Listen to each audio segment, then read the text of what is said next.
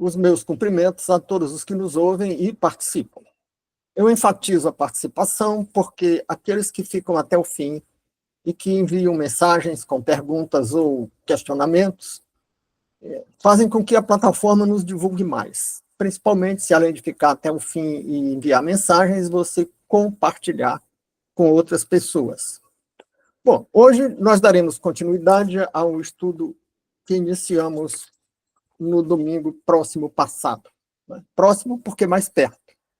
Algumas pessoas se confundem com a expressão próximo passado, porque entendem que próximo é o que está por vir, mas próximo é o que está perto. Então, o domingo passado, mais perto, porque teve atrasado, retrasado, estamos falando do mais perto. Foi nele que nós fizemos a primeira parte do estudo, que daremos continuidade hoje, né? E que demos o título de A Paz que Excede todo o Entendimento. Fizemos um pequeno texto, eu tenho tentado resumir os textos, porque texto muito grande eu suponho que nem todo mundo lê. Então, eu consegui limitar a 4 páginas aqui, já na fonte, acho que o que eu tenho em mãos aqui já é aqui na fonte 14, mas pode ser menor na fonte 12. Então, tínhamos feito algumas considerações preliminares, e lembrando que, se vamos tratar de paz, da paz que excede todo o entendimento, conforme a linguagem bíblica, né, estamos reproduzindo ipsis literis um versículo da carta de Paulo à igreja de Filipe, né, Filipenses 4:7, nós estamos procurando primeiro delimitar os conceitos, né? Lembrando que foi o que fizemos no domingo passado, eu quero fazer aqui uma recapitulação, porque a repetição faz parte de qualquer estudo. Então, dizíamos que paz não é só ausência de conflito, porque na ausência dos conflitos pode haver ansiedade, pode haver angústia, porque pode haver perspectiva de conflito, ou pode haver memória de conflito, porque a paz não diz respeito só ao momento presente. A paz se relaciona também, pode se relacionar também com a perspectiva futura. Se nós estamos vivendo a iminência de uma catástrofe, pode nos faltar paz, e isso talvez esteja acontecendo na cabeça de algumas pessoas com relação ao momento presente. As pessoas podem imaginar que o mundo está à beira de alguma catástrofe, ou nem precisa ser o mundo. As pessoas podem imaginar que o seu pedaço, a sua rua, o seu bairro, a sua casa, a sua família, ou individualmente a sua pessoa, esteja à beira de um conflito, na iminência de alguma coisa capaz de quebrar a paz. E aí a paz já se quebra antecipadamente. Aí a pessoa pode perder a paz antecipadamente. Mas o passado também se projeta na paz. Porque quem guarda a memória de algumas situações desagradáveis, ou por manter mágoas, ou ressentimentos, ou remorsos, essas coisas podem também perturbar a paz. Então, a paz não se prende a um momento. Não é ausência de conflito, porque memórias desagradáveis ou perspectivas futuras intimidadoras não são conflitos. Então, você tem ausência de conflito, mas tem a memória ou a perspectiva de coisas desagradáveis que podem roubar a nossa paz, né? E então, o que seria essa paz, se não é ausência de conflito? E vamos também delimitar o significado da palavra conflito, porque quando é que há um conflito? Quando há uma pretensão resistida, né? Se alguém quer alguma coisa e outra pessoa não concorda, resiste, então se instala um conflito. Exemplificando, é muito comum num acidente, um dos motoristas quer que o outro o indenize. Isso é uma pretensão. Ah, você precisa indenizar meu prejuízo. E o outro resiste. Não lhe devo essa indenização. Não. Então se instala um conflito. O conflito é uma pretensão resistida. A solução do conflito não é necessariamente a renúncia à pretensão. Pode acontecer. Às vezes, você não quer me indenizar? Tudo bem, o prejuízo é pequeno, eu vou embora. Renunciou à pretensão, né? Também não é necessariamente a aquiescência, a concordância com a pretensão, a submissão à pretensão do outro. Ah, você acha que tem razão, está certo, eu vou lhe pagar. Isso seria uma submissão à pretensão do outro. Essas duas formas são soluções, mas não são as únicas soluções do conflito, né? Tem também a negociação. Cada lado cede um pouco. Ah, você me deve 10 mil reais por isso. Não, eu só pago 5. Ah, tá certo, né? Ele aceitou a pretensão, mas não na sua totalidade, na totalidade do seu valor. Então, isso é uma solução que não é renúncia, nem é submissão, é uma solução negociada. Ou pode ser uma solução imposta por terceiros. Esse acerto intermediário, de vez nem 10 mil, nem zero, vai ser 5 mil, pode ser um acordo entre as partes, negociado, ou pode ser imposto pelo Estado. Você vamos para a justiça e um juiz diz, não, você vai pagar tanto, ou você não paga nada, ou você vai pagar tudo. Né? E tem o mediador que procura conciliar. Então, que não é parte, o mediador é alguém que não é parte, mas procura conciliar. E o mundo vive muitos conflitos econômicos, conflitos confessionais, ainda não, a perseguição religiosa está crescendo, né? O conflito confessional está crescendo, a sociedade se tribalizou, ou está em vias de tribalização, ou há um forte movimento para tribalizar a sociedade, chamando de tribalização a divisão da sociedade em grupos específicos que recebem o nome de grupos identitários. É mulher contra homem, é negro contra branco, é jovem contra velho, e formando tribos. Cada grupo desse forma o que nós estamos chamando de tribo. Né? Hoje as pessoas usam essas palavras. Então, há um crescendo, e os conflitos se instalaram nas famílias, nas vizinhanças. Dizem que nos Estados Unidos as pessoas sabem quem é de um partido ou de outro pelo endereço. Se você mora na rua tal, então é do partido tal, porque naquela rua só mora quem é daquele partido, né?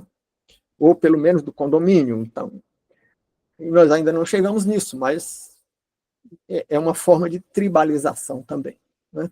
Que seria não um conflito confessional entre religiões, nem um conflito étnico.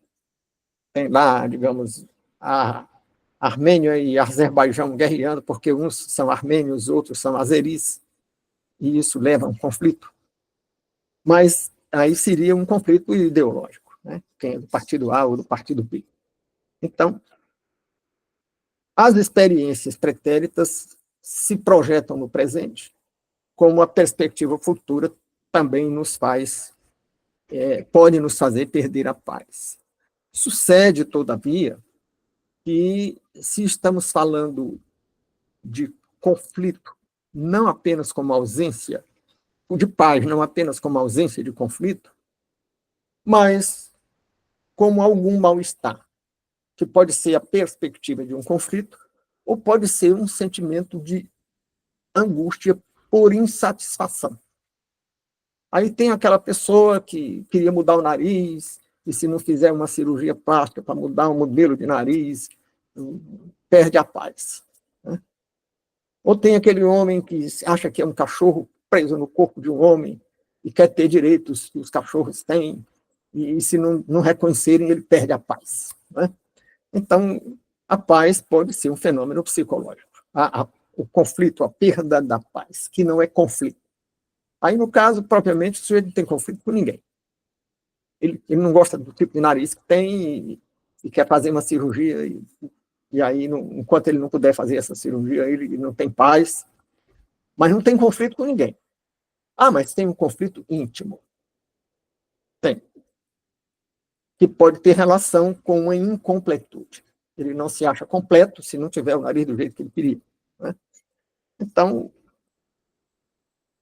teve um caso, eu ia dizendo psiquiátrico, mas hoje a gente não pode dizer isso, né? Porque a fronteira entre o normal e o patológico ficou praticamente proibida desde que isso começou na década de 50 com um livro de um francês, um médico francês, Georges Canguilhem. e o livro tem o nome de O Normal e o Patológico. E ele problematizou muito a fronteira entre o normal e o patológico, né? Entre o que é normal e o que é doentio. Então, você não pode dizer que uma coisa é doença e tal. O sujeito acha que é um cachorro, mas você não pode dizer que ele é doente, né? Porque o normal e o patológico não têm fronteiras bem definidas. Mas tem um episódio de alguém, parece-me que na Inglaterra, se a memória não me falha, que não gostava de ter uma perna. E nenhum médico quis amputar. Ele queria que os médicos amputassem a perna dele, e nenhum médico quis amputar, e ele deu um jeito de congelar uma perna com, não sei se era um extintor de incêndio, uma coisa que tinha uma substância que ele disparou essa substância em si, a perna congelou e precisou ser amputada, né? Então, o sujeito era infeliz porque tinha duas pernas. Então, era um tipo de conflito íntimo. E a paz de que fala Paulo na carta aos Filipenses é uma paz que não se vincula nem se subordina às circunstâncias. Nem a circunstância de um conflito entre nações, entre estados nacionais. Você pode estar na Ucrânia e a sua cidade ser bombardeada, mas a paz que excede todo entendimento pode estar, vou usar aqui a linguagem poética, que é linguagem bíblica, a paz pode estar no seu coração no meio da guerra da Ucrânia, ou no meio da guerra em Israel, né? ou no Líbano, ou na faixa de Gaza. Então, não se vincula aos conflitos entre Estado e nação. Também não se vincula ao conflito entre os grupos identitários, que eu mencionava há pouco. Se tem uma guerra dos sexos, homem brigando com mulher, ou uma geração brigando com outra, ou preto com branco, no meio dessa guerra toda, você pode ter paz. Ou você pode não ter o nariz que você quer, ou não gostar de uma perna sua, e nem por isso querer fazer a cirurgia do nariz, e nem por isso querer amputar a perna, e ter paz. É essa paz que excede todo o entendimento. É aquela pessoa que não tem emprego, e não tem uma boa saúde, e tem conflitos familiares, e tem outros conflitos, mas intimamente está em paz, né? Ou viveu situações problemáticas no passado, mas isso não tira a sua paz. Ele não tem uma situação desagradável do passado se projetando no presente e lhe tirando a paz. Por isso é que estamos falando de uma paz sem vincular a um momento ou a uma circunstância, né? Porque alguns historiadores estão sempre lembrando que o presente é fugidio. O presente praticamente não existe. O presente, cada segundo, já deixa de ser presente e vira paz. As primeiras palavras que nós usamos nessa live de hoje já viraram passado, né? Embora estejam registradas. Assim como o presente é fugidio, o passado é irrecuperável. Aquelas pessoas que perdem a paz porque alguma coisa desagradável do passado está incomodando, estas pessoas estão presas a um passado que é irrecuperável. Elas não vão poder mudar aquele passado. E se ficarem presas a ele, não vão ter paz, né? E também o futuro, que se diz que o presente é fugidio, o passado é recuperável, o futuro é inescrutável, quer dizer, a gente não pode prever o futuro. Ou tem uma outra maneira de dizer isso, que algumas pessoas dizem que o imponderável está sempre à espreita. Então, nós podemos perder a paz também em razão de uma perspectiva futura. O fulano está doente, tem um prognóstico ruim, e a doença vai se agravar, e ele pode perder a paz, né? Mas nós temos testemunhos de crentes que estão muito doentes, têm um prognóstico muito ruim, e, no entanto, preservam a paz. E ainda ontem eu conversava aqui com uma pessoa que dizia que visitou um paciente terminal, sabendo que é um paciente terminal, e disse que a conversa foi muito agradável, rolou muita gargalhada, né? E o paciente fazia planos de fazer uma última viagem a uma determinada cidade. Eu estou pensando em ir na cidade tal para ser a minha última viagem, desfrutando de uma paz profunda e completa, né? Então, estamos falando de paz ou de ausência da paz, estamos falando de completude.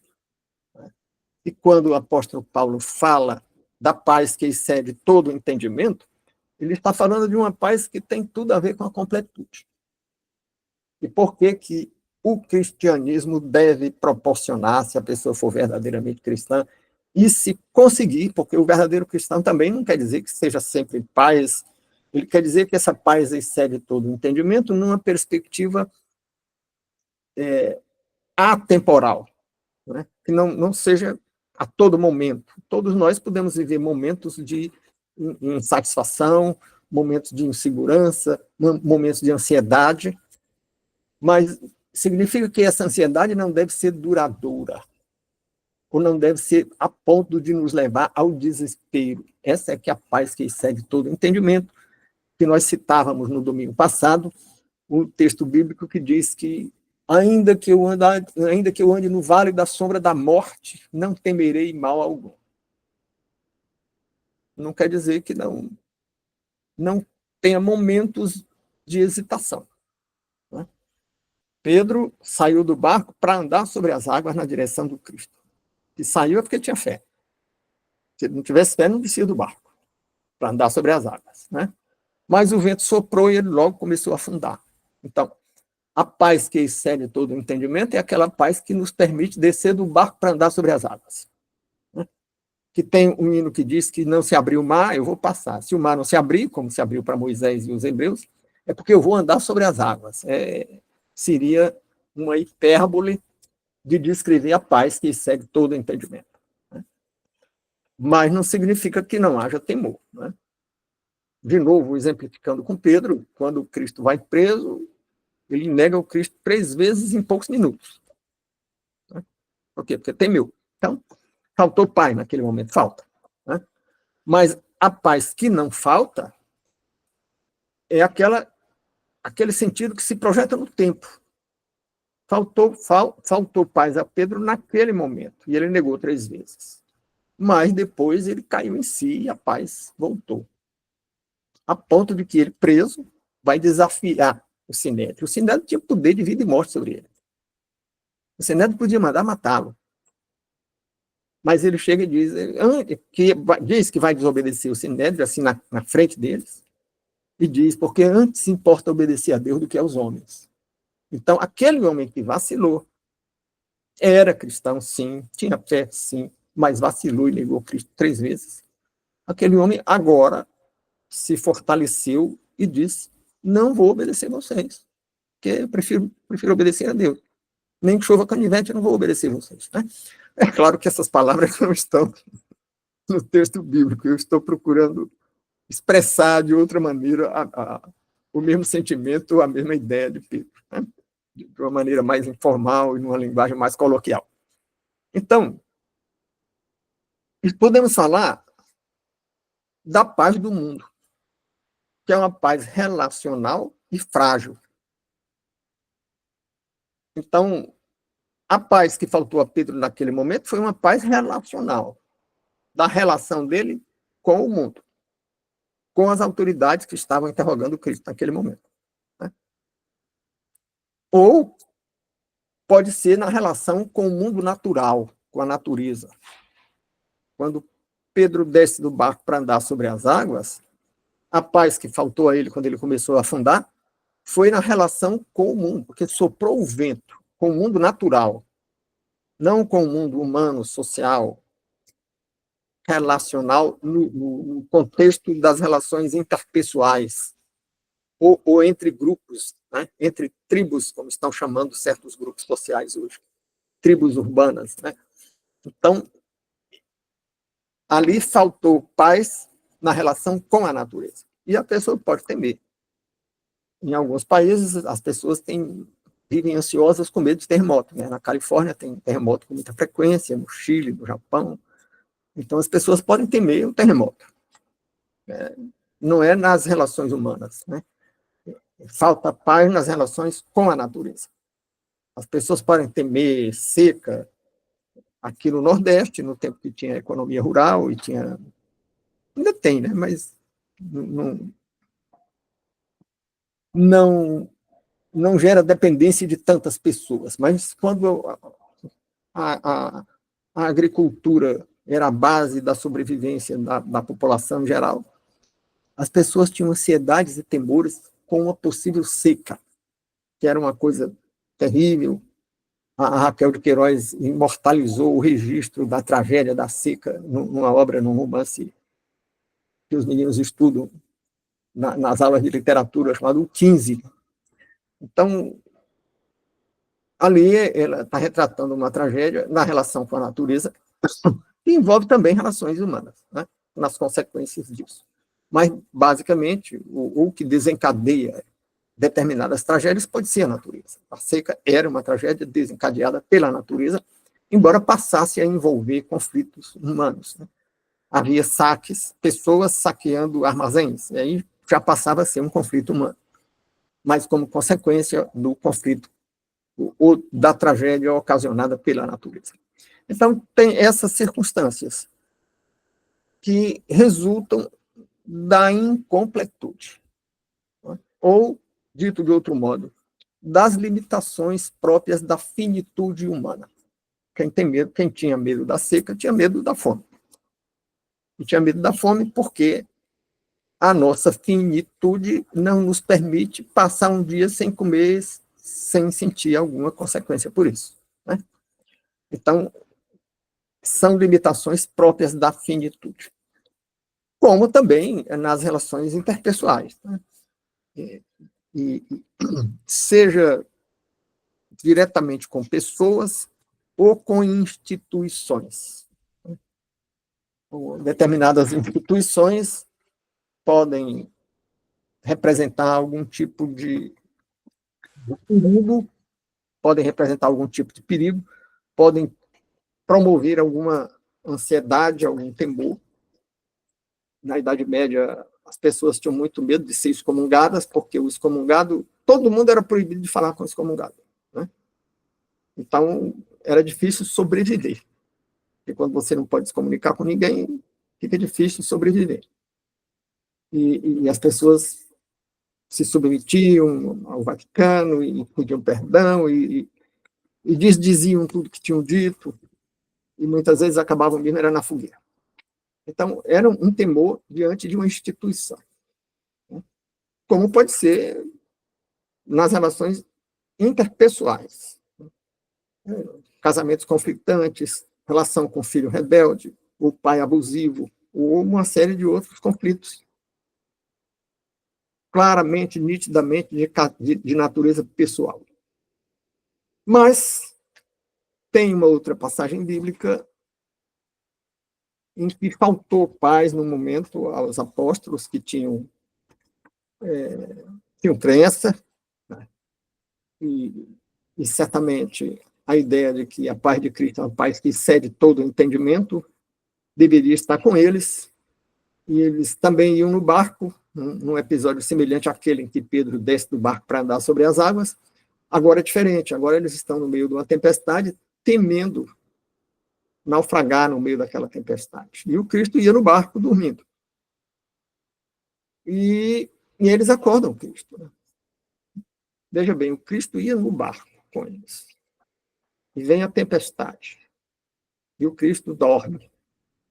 E eles acordam o Cristo como que fazem uma censura, né? Como é que você pode dormir no momento que nós estamos, que a nossa sobrevivência está ameaçada? Que transformaram isso num belo hino, né? Que diz, nesse momento que eles acordam Cristo, tem um verso de um hino que diz: não se te dá que morramos, podes assim dormir, se a cada momento nos vemos, prestes a sucumbir. Ou seja, eles estavam dizendo, olha, estou com o pé na cova, né? Mais uma vez usando aqui uma linguagem informal.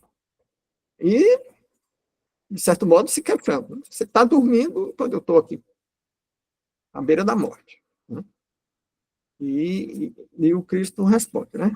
Que eles sosseguem, tenham calma, que, né, as ondas não podem naufragar. Aí o poeta inverteu a ordem do verso, seria: as ondas não podem tragar a nau, tragar é engolir, né?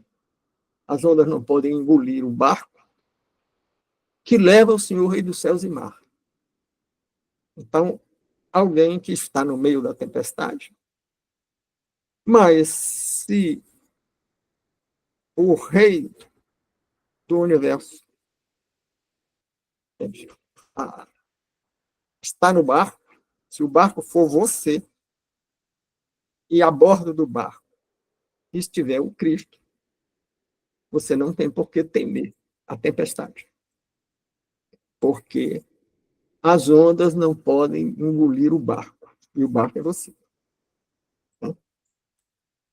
Mas os apóstolos temeram.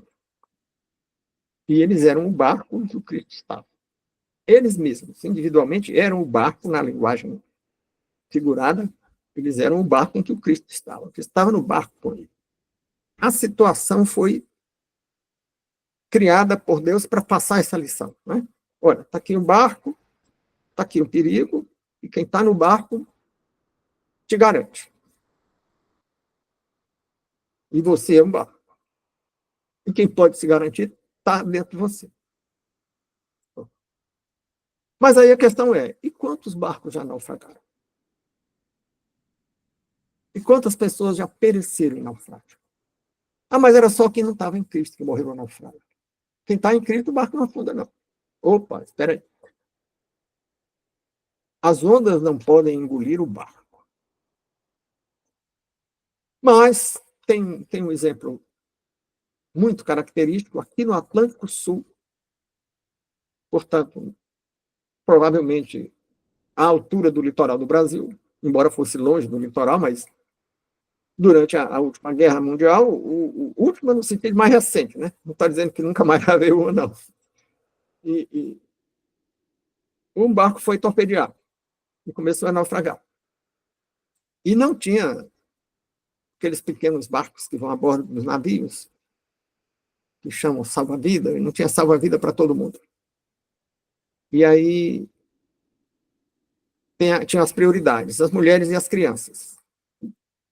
E aí um homem vai ficar e vai se despedir da mulher, e a mulher diz, não, eu não vou. Pode botar outro no meu lugar, eu não vou no salva-vida, não. Eu vou ficar com o marido. Né? E disse, na paz. E foi, e naufragou. E morreu. E aí as ondas engoliram essa mulher. As ondas que não podem engolir o barco se aplicam a esse caso, ou o barco, sendo ela, considerando que ela é o barco, era o barco, não foi engolido. Mas se afogou. Mas esse afogamento foi o fato dela ser tragada pelas ondas? Não, ela ficou na paz.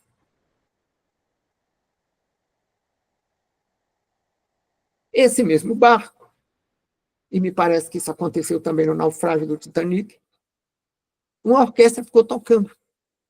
No Titanic tinha orquestra. Nesse barco, parece que não tinha orquestra, não era um barco de luxo. Mas as pessoas que ficaram cantando um hino.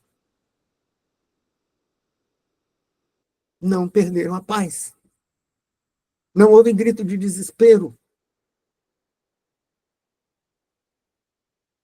Então, se não houve perda da paz, as ondas não engoliram aquelas pessoas que eram o barco do Cristo.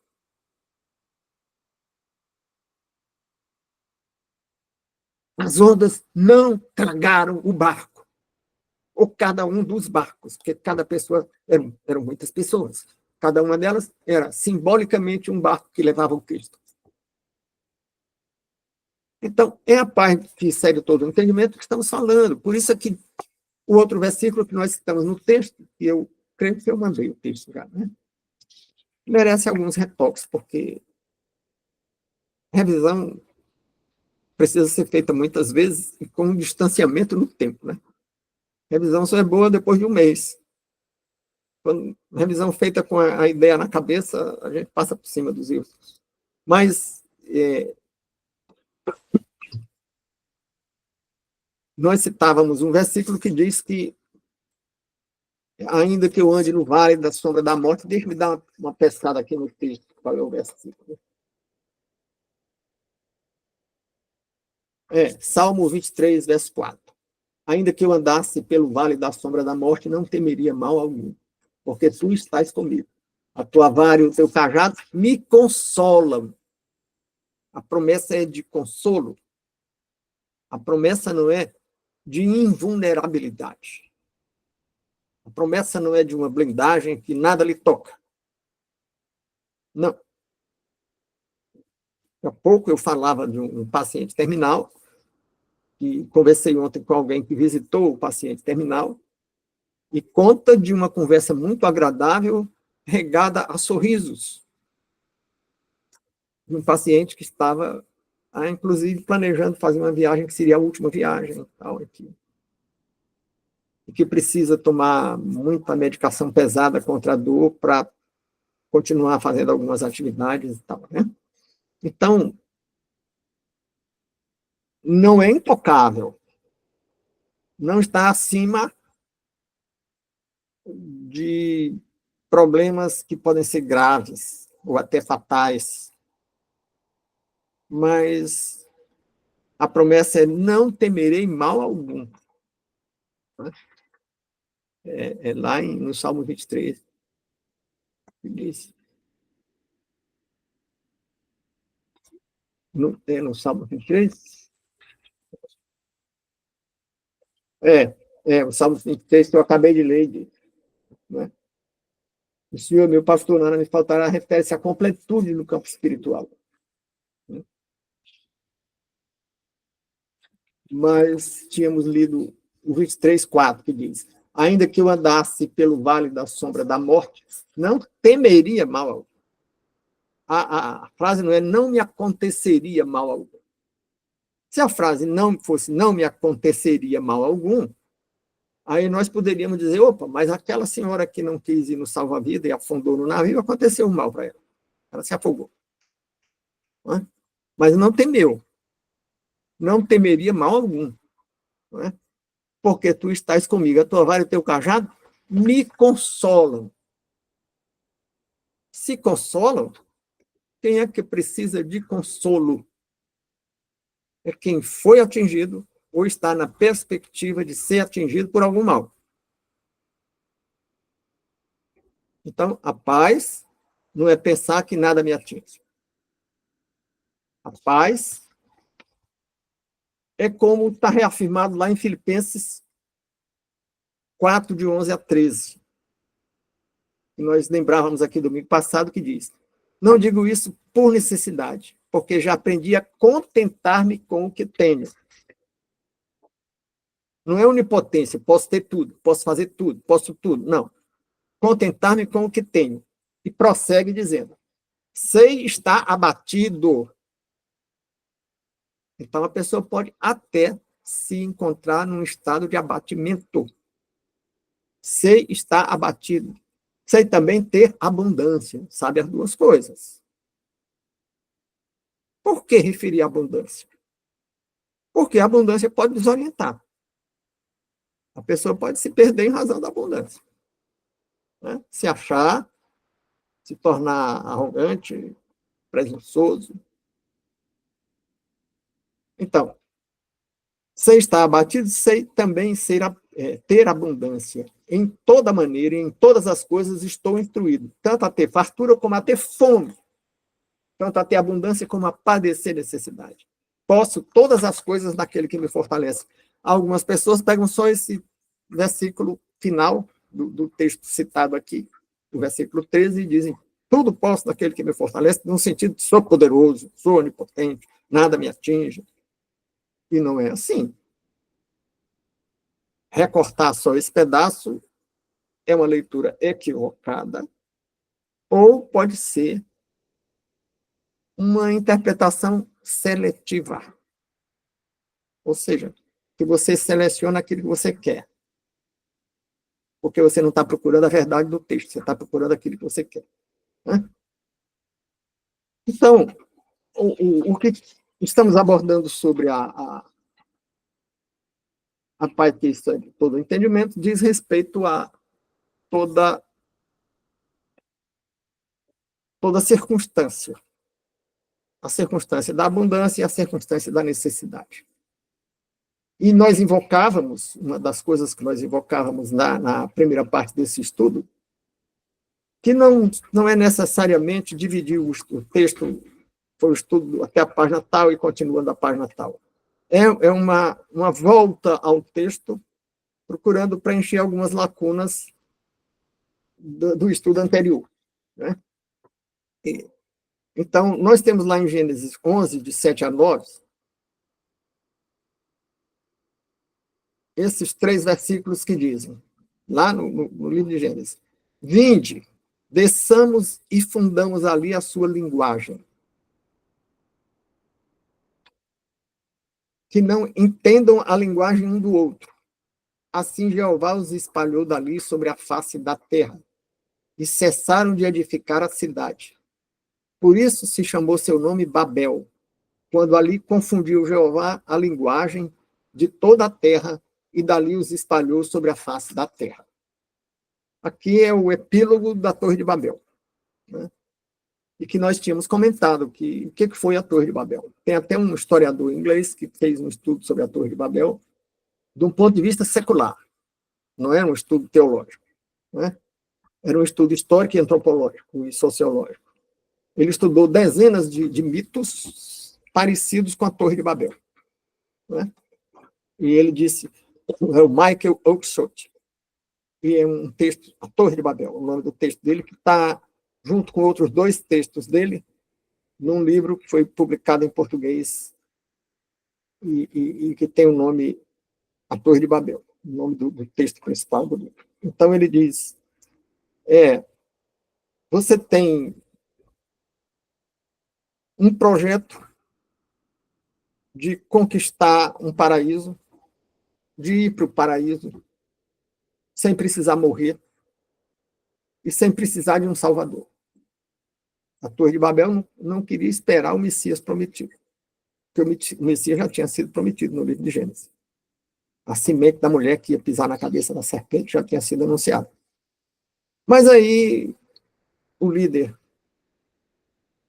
dessa sociedade, dessa comunidade, disse, não vamos esperar por isso não, né? As palavras, evidentemente, não são essas. Vamos fazer uma torre e a gente chega no céu. E tinha um projeto, não era apenas uma ideia, tinha um projeto. Vamos fazer tijolo de barro cozido e vamos juntar esses tijolos com betume. Então, era um projeto. Não era apenas uma ideia vaga, era um projeto. Um projeto de construção de um paraíso por obra do próprio homem. Então, vamos todos trabalhar nisso. E o autor, o historiador, diz, o projeto era invadir o céu. Tomar de assalto. Né? Como determinados projetos de intelectuais, de filósofos, de pensadores, têm alguma semelhança com isso. Né? Vamos construir um paraíso terrestre. Como? Tomando posse de uma riqueza que já existe. Tomando posse da riqueza dos outros. Né? Quer dizer, como? Invadir o céu que já existe. Você só precisa, não é construir o bem-estar, é tomar posse de um bem-estar que já existe. Por obra dos seus próprios meios. Então, o desfrute desse bem-estar será desdobramento, consequência, resultado do mérito de construir a torre para chegar nesse paraíso. Fazer. Essa torre não é, o esforço de construir essa torre não é o de construir o bem-estar. É de conquistar um bem-estar que já está feito. Né? Então, essa linguagem chega para acabar com essa brincadeira. Né? E aí o Jeová diz, desçamos, quer dizer, vamos lá na terra, vamos acabar com essa brincadeira, vamos confundir a linguagem. Como é que você destrói esse projeto? Confundindo a linguagem. Daí o nome Babel, que quer dizer confusão. Né? E as pessoas passam a usar uma linguagem diferente. Eu assisti um debate certa vez, em que numa mesa tinha um psicólogo, um sociólogo, um comunicólogo, e cada um usava o jargão da sua área de estudo. E o jargão de um não batia com o jargão do outro, e eu me lembrei, na hora eu estava assistindo aquele debate, e me lembrei da Torre de Babel. Porque o significado que as palavras tinham para cada um deles era diferente do que tinha para o outro, e isso é muito comum. Né? Hoje, quando as pessoas falam, por exemplo, em direitos, podem estar falando uma coisa diferente, que é garantia. Ah, eu quero ter direito, eu tenho direito a isso e aquilo, e se eu tenho direito, alguém tem que me dar. Não, se alguém tem que lhe dar, é mais do que direito, é garantia. Direito é uma coisa, garantia é outra. Eu costumo dizer, todo homem tem direito a uma companheira, mas nenhuma mulher é obrigada a se tornar companheira de nenhum homem por causa desse direito que ele tem. Ele tem o direito de ter uma companheira, mas não tem garantia que vai ter uma companheira. Ele tem direito de ter uma companheira e se vire para arranjar. Né? Agora, também se confunde muito liberdade de agir com liberdade de ser.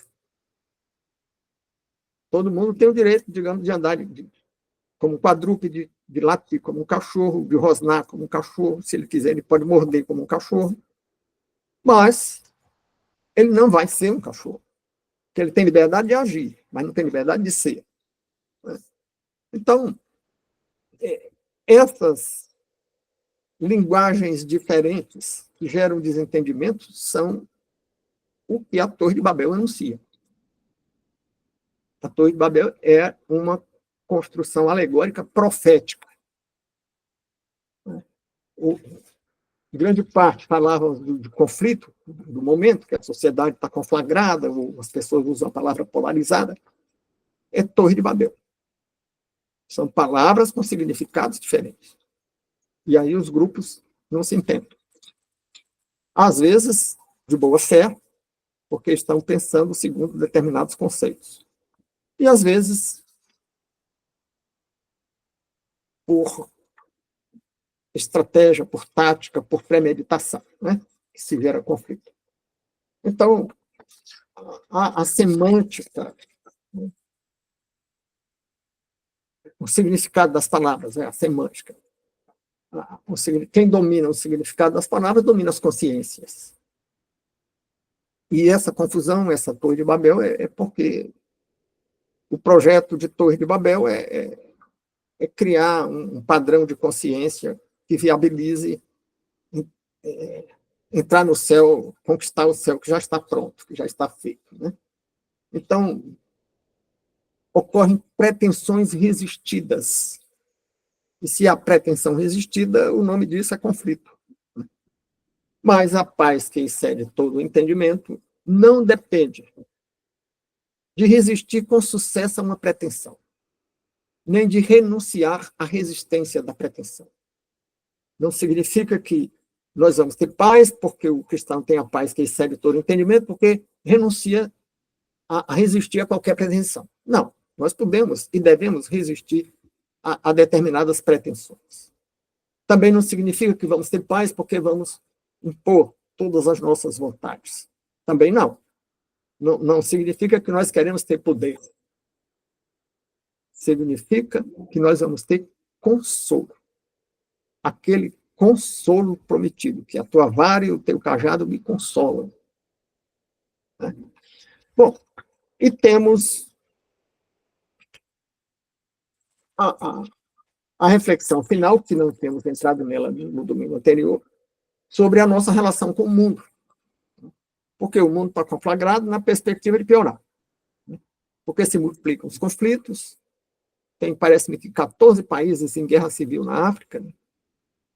Tem guerras e rumores de guerra, tem as guerras em Gaza, no Líbano, tem um rumor de guerra no Golfo Pérsico, e tem rumor de guerra na fronteira da Índia com o Paquistão, e tem rumor de guerra na fronteira da Tailândia com o Camboja, e tem rumor de guerra em Taiwan, e tem rumor de guerra para todo lado, inclusive aqui na América do Sul. Então, não se trata de uma paz com base numa perspectiva futura alentadora. A Bíblia não diz, você tem paz, que o mundo vai ser uma beleza. Um manso lago azul. Tem uma poesia do século XIX que diz que o mundo é um manso lago azul, às vezes mar fremente. Então, o mundo pode até ser um lago azul que, de repente, se torna tempestuoso. Né? Então, não é a perspectiva futura. Está se falando aí que a inteligência artificial vai desempregar todo mundo. Não vai mais ter emprego para ninguém. Tudo vai ser automático, tudo vai ser... Não sei. Seja o que não seja, a paz não depende disso. A paz depende do consolo. E quem é que tem consolo? Quem confia no Consolador. O Consolador prometido. Consolador que o Cristo disse, vou mandar um Consolador para vocês. Vou partir, mas eu vou deixar um Consolador para vocês, que é o Espírito Santo. Né? E se vamos estar sujeito à fome ou à abastança, se vamos andar no vale da sombra da morte, a promessa que está em João 17, de 14 a 15 é: eu lhes tenho dado a tua palavra. O Cristo orando, falando com o Pai, né? Eu lhes tenho dado a tua palavra. Ele dizendo que deu a palavra do Senhor a quem o ouviu. Né? E o mundo os aborreceu, porque eles não são do mundo, como eu não sou do mundo.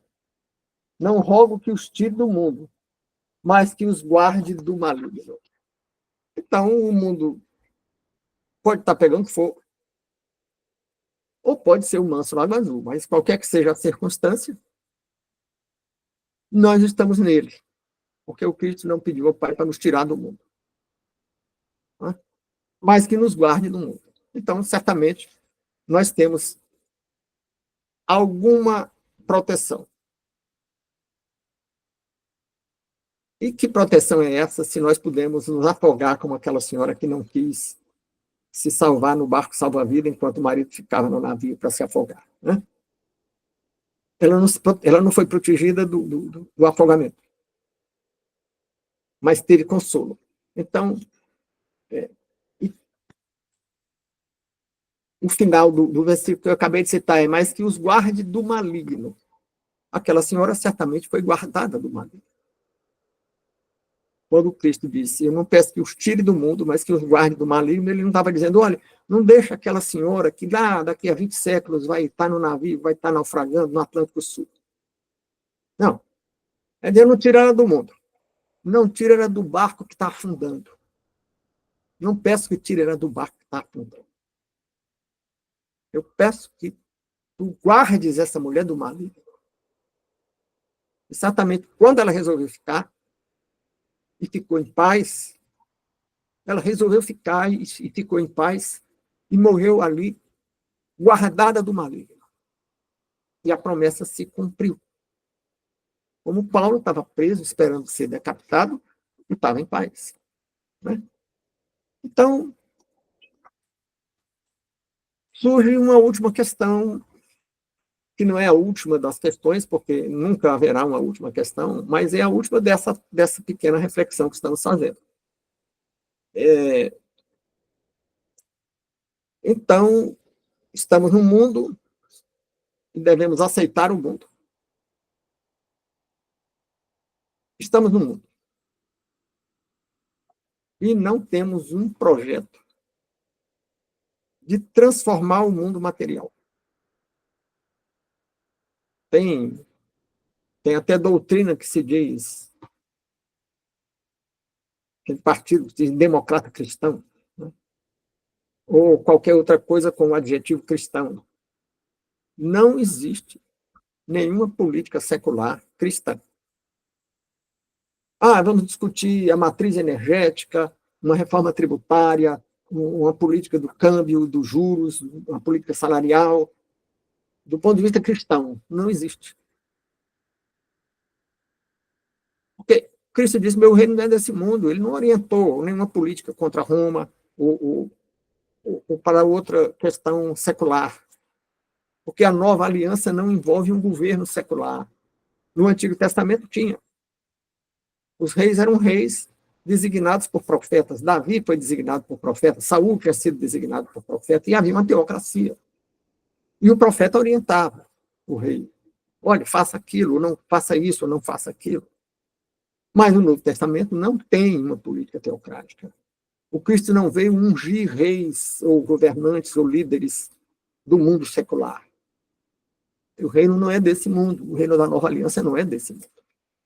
Então, nós devemos nos excluir dos problemas seculares? Também não. Nós podemos participar da cidadania, exercer a cidadania, mas não podemos alegar que o que estamos propondo no exercício da cidadania é uma política cristã. Não, é a política de um cristão. Você faz política como cristão que você é. E a sua cabeça é a cabeça de cristão. Mas não é uma política que, digamos, o Cristo inspirou. Ah, vamos fazer uma política salarial assim. Não. Ah, mas vamos, porque o cristão quer favorecer as pessoas, quer o bem e ganhar mais é bom. Não sei, ganhar mais pode ser ruim. Pode inflacionar a economia. E a Bíblia não diz se o certo é uma política salarial exuberante, que paga dê muito dinheiro a todo mundo e gera inflação e tal. Não. Não diz que é a favor nem contra. Não fala nisso. Ah, vamos fazer uma política de juros. A Bíblia condena a cobrança de juros no Antigo Testamento. Entre irmãos. O judeu não podia cobrar juros de judeu, mas ele podia cobrar juros do não-judeu. Não é? Então, e podia cobrar juros numa economia, e não podia cobrar juros numa economia que não tinha a dinâmica da economia moderna. Que não tem economia moderna sem juros, sem cobrança de juros. Não é possível. Não é? Então, assim você quer exercer a cidadania, pode, tem direito e deve. Você não deve se isentar e se excluir do mundo. Mas não apresente as suas ideias como ideias de Cristo, suas ideias para o mundo secular. As ideias para o mundo secular são suas ou de alguém que você segue. Ah, você segue o autor fulano de tal? Muito bem, siga. É um direito seu. Mas não diga que isso é fruto do cristianismo. Você pode até destacar alguma semelhança ou alguma influência do cristianismo em alguma questão.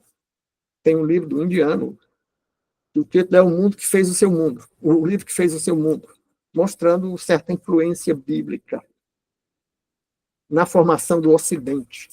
As pessoas dizem que a civilização ocidental é o fruto de três coisas.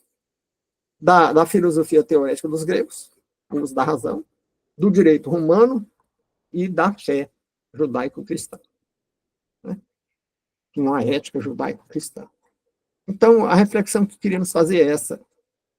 Em síntese, o que é a paz que segue todo o entendimento? É a paz que confia no consolo. Um consolo prometido e dado.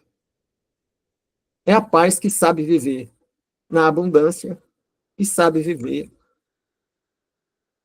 passando necessidade. Ah, então devemos nos conformar com a necessidade? Não, não está dizendo isso. Está dizendo que se você estiver vivendo necessidade, você não se desespera. Mas não está dizendo que é conformista, que você não pode lutar para superar a necessidade. Não, pode e deve. Pode e deve lutar para superar a necessidade. Pode ser ativo ou proativo no campo econômico e social. Ah, não devo também perseguir a riqueza? Não pode e deve. Não deve fazer isso por meios ilícitos. Né? Ah, então eu meu reino não é desse mundo, então eu não devo exercer a cidadania e participar das questões políticas e sociais? Não tem nada a ver, você pode e deve. Mas isso não deve tirar a sua paz, nem você deve atribuir as suas ideias ou de algum autor que você segue a um mandamento bíblico. Não, o cristão tem que seguir tal política. Não é assim. Tem cristão para todo lado na política. Né? E A paz também não significa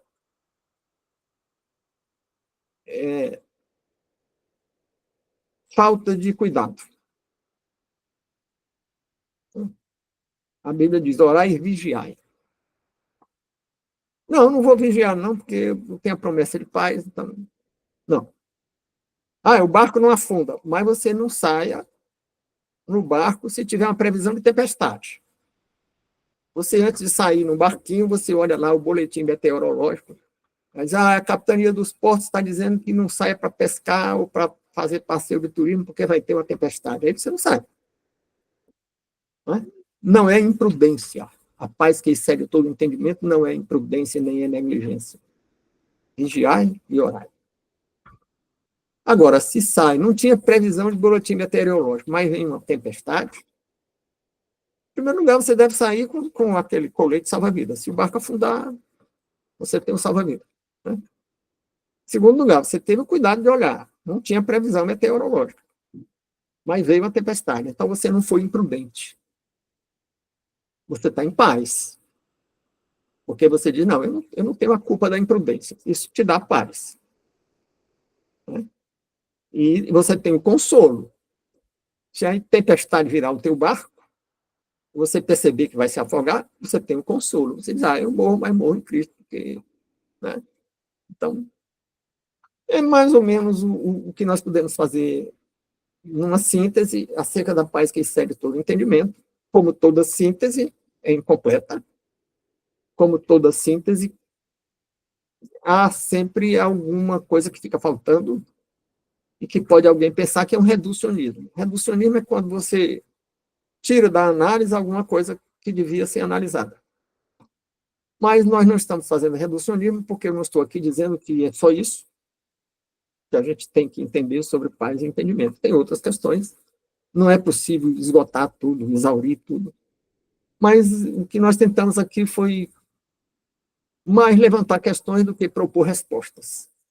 Então, e muito mais estimular alguma reflexão a respeito, ficando o apelo que quem tem outras reflexões nos mande em mensagem de voz ou em texto escrito para o nosso canal. O nosso canal é Estudos e Reflexões da IB do C. Igreja Batista do Caminho IB do C. E Estudos e Reflexões da IB do C. Muito obrigado aos que permaneceram até o fim, voltando a lembrar que se você que ficou até o fim ou não, precisou sair, mas se você compartilhar, se você der o like ou dislike, e se você enviar comentários, você faz com que a plataforma nos divulgue mais. Se já não envia, aí fica a promessa de enviar o texto e até o nosso próximo encontro.